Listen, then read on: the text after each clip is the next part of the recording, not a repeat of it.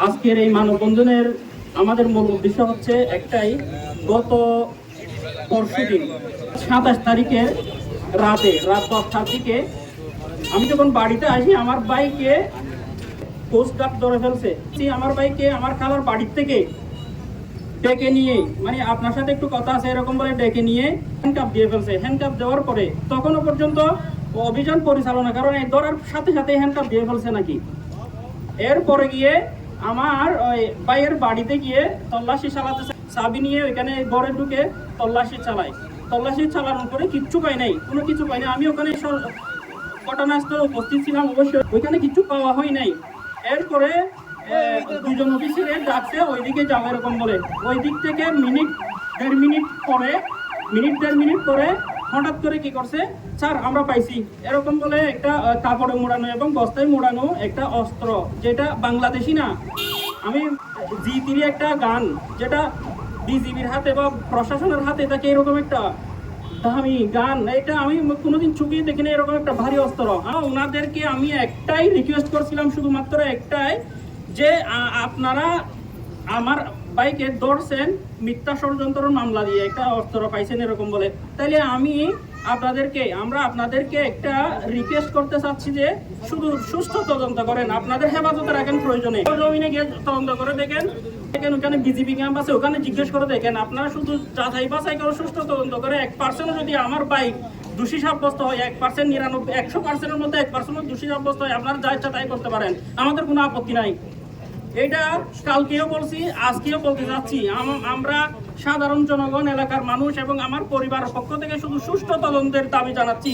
যেহেতু মানববন্ধন করছি, ওনাদের বিরুদ্ধে, ওনারা হচ্ছে ইয়াবা সিন্ডিকেট, ওনাদের 4-5 জন বা যারা আছে এরা হচ্ছে দানু মেম্বার, শাকের মাঝি আছে, এরপরে গিয়ে রবিউল আলম আছে, আর মৌলুর রফিক বলে, এরা হচ্ছে ওই ইয়াবা সিন্ডিকেট। যারা আরেকটা লুলামাজি নাম হচ্ছে আব্দুল আমিন।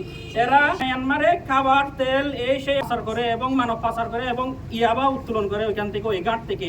আমাদের টেকনাফ উপজেলার মধ্যে এই ঘাটটা হচ্ছে সবচাইতে জঘন্যতম একটা ঘাট পরিণত। মুন্ডারডেল ঘাট, আমাদের ঘাটের নামটা হচ্ছে মুন্ডারডেল ঘাট, রেকর্ড করা আছে এখনো পর্যন্ত।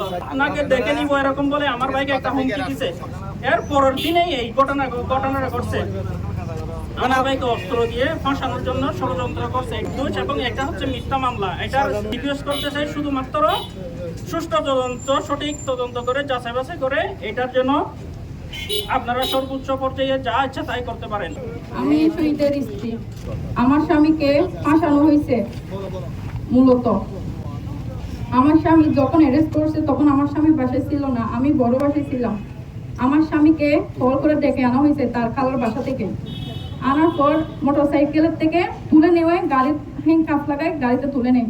কিছু পাওয়া যায় নাই, তখনও না পেয়ে হ্যান্ডকাফ লাগায় গাড়িতে তুলে নেয়। তারপর বাড়ি তল্লাশ করার জন্য আমার শ্বশুর বাড়ি থেকে নাকি চাবি আনা হয়, চাবি এনে নাকি বাড়ি তল্লাশ করে পাওয়া যায় নাই। তারপর বাসার প্রায় অনেক একটু দূরে গিয়ে একটা পিস্তল উদ্ধার করে, এটা পাওয়ার পর নিয়ে আসে। আর আমার দাবি একটাই, দোষ না করে শাস্তি কেন পাবে? দোষ যদি করতো শাস্তি অবশ্যই পেত। এখন সুস্থভাবে তদন্ত করে ষড়যন্ত্রকারীদের শাস্তি চাই আমরা। অনেক দোষ আর পরে যে নিয়ে তার শাস্তি চাই, আর অনেক দোষ আর পর মুক্তি চাই। শত্রু তো থাকবে মানুষের, কিন্তু ওনার যে তো শত্রু এটা তো আমরা কখনো ভাবি নাই। এভাবে একজন নির্দোষ মানুষকে এভাবে ষড়যন্ত্র করে এভাবে এরকম করবে আমরা কখনো ভাবি নাই। উনি একজন নির্দোষ, আমরা সঠিক বিচার চাই আর মুক্তি চাই ওনার।